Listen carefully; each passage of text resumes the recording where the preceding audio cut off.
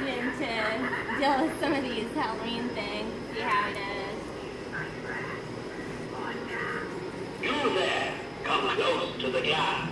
Ask a question, then hit the button.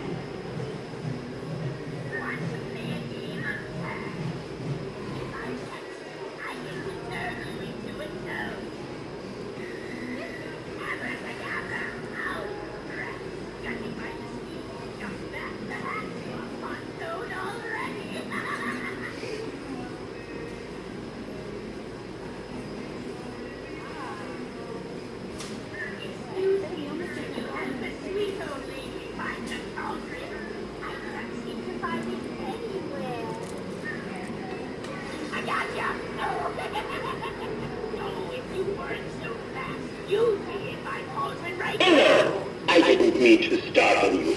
Ask a question, then hit I know. the button.